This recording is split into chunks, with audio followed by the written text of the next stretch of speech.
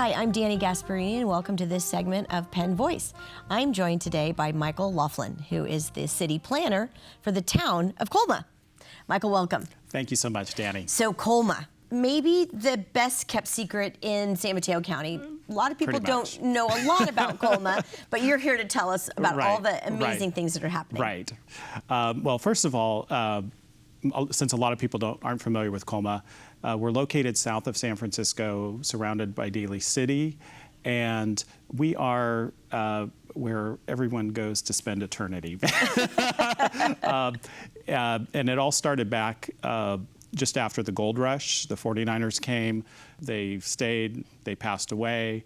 San Francisco started passing laws in the late 1800s and early 1900s to prohibit burials and to have existing cemeteries removed. And so that's when different denominations started buying land. The first to buy land in Colma was Holy Cross, the Catholic Archdiocese, and then it went on from there. So now we have 15 active cemeteries, which take up roughly 2/3 of our 2 square miles. And so we've been basically providing the need for burial space ever since. And so your living population is smaller than your passed on population. Significantly. We have less than 1,500 people that actually live in Colma.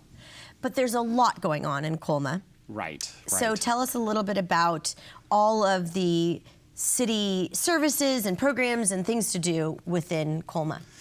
We have a wonderful recreation and parks department for our residents. But really, to give you a better sense of how Colma functions, is we really rely on our big businesses.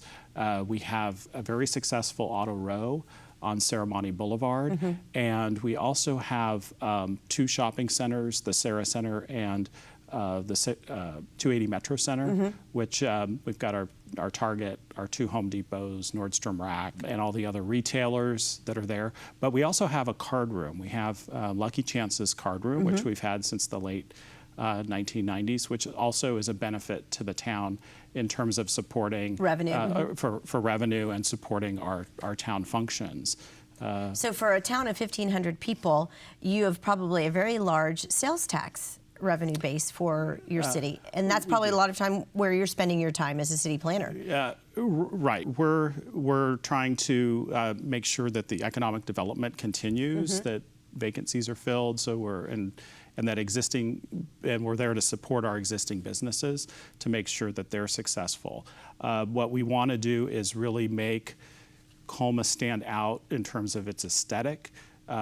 As you come into Colma from Juniper Serra Boulevard or along the El Camino Real, we want it to be attractive, looking, inviting and top quality. So, so we really focus on, again, supporting our business community and our cemeteries, which are the reason why the town was incorporated in Colma the first place. Colma has its identity, sure. In 1924. So so that we're there to basically serve our businesses. Well, you do have such a vibrant business community.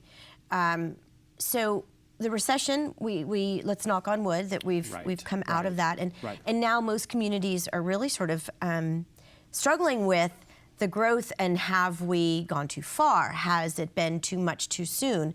Because we wanted to come out of this recession. Tell us where Colma has landed in coming out of the recession and what you've been doing. Okay, well, we've been fortunate through the recession. We just basically weren't doing any capital improvement projects. We weren't getting any proposals for new development. We had a number of vacancies on our auto row and in our shopping centers, and our sales tax revenues were down.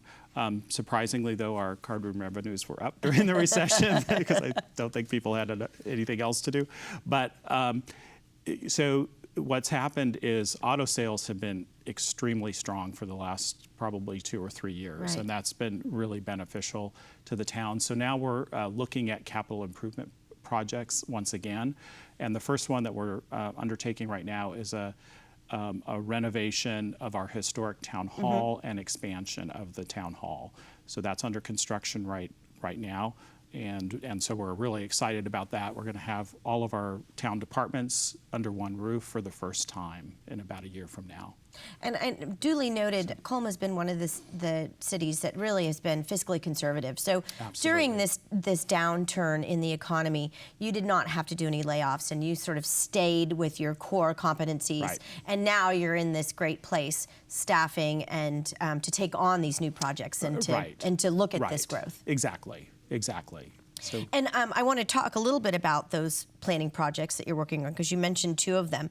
But you've also been given a Beacon Spotlight Award for a lot of what you've done within your city, or your town, I should say.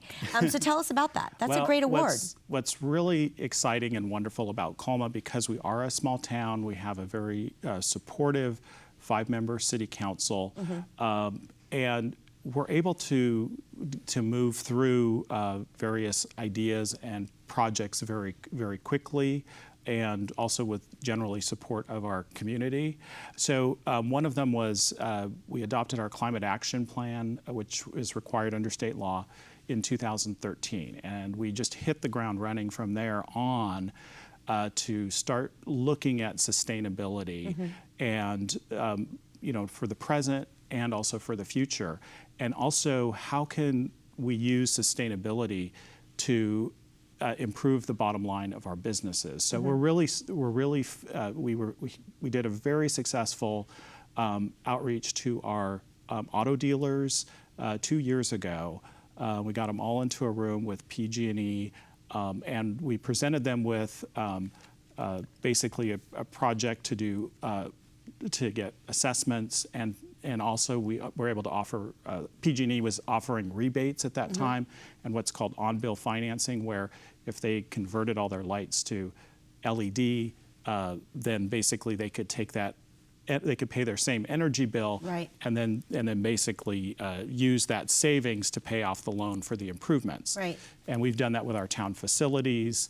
It's improving our bottom line, and I think every city in California should do that as well. Well, it's a great example, because most municipalities have been working with their local energy organizations, PG&E here for us, in changing over and doing all sorts of energy saving and conservation within the city. You've taken it a step further and said, okay, we're going to bring these same principles and practices to our business community and say, can we gather you all of you, not just one company, but all of you as an industry, to say, look, we're going to operate in this fashion, and we too are going to try and reduce energy use and conserve and all of that too. So congratulations on the Beacon Spotlight Award.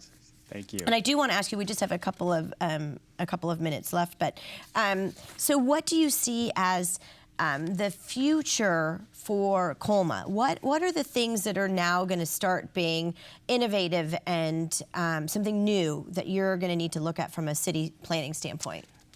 Well, that's a great question. So we've got a couple of new projects coming in. We've got CarMax, who's going to be taking up 8 acres on our auto row, which we're really excited about that. They're going to be going to our city council this spring.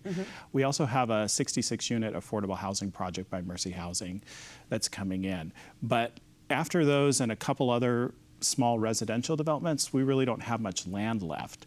So what we did is we hired a consultant to do an urban design study for us, which is on our website, and it paints a pretty picture of what we could develop with our limited land resources at the corner of El Camino and Serramonte, which is a new town center. We don't have a focal point for the community, and geographically, we could create one. And it's a long-term vision. It's nothing that'll happen overnight. We don't want to displace any existing businesses, but we just wanted to put something out there that... And people can visit your website to sort of follow the progression of that conversation and get involved. Well, thank you, Michael, so much for telling us all about the town of Colma. We look forward to seeing you again and telling us a little bit more about what's happening. And we'll see all of you next time on Penn Voice.